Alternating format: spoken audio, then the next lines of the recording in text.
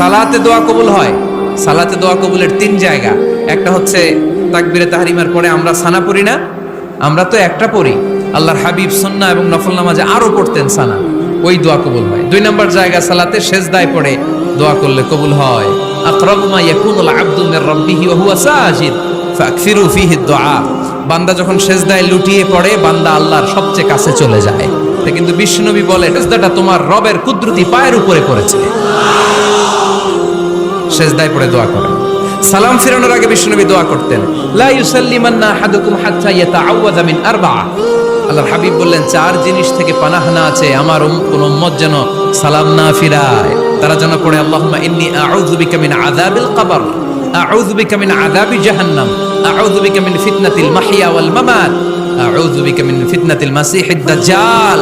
আল্লাহ কবরের আযাব থেকে বাঁচাও, আল্লাহ জাহান্নামের আগুন থেকে বাঁচাও, আল্লাহ জীবন মরণ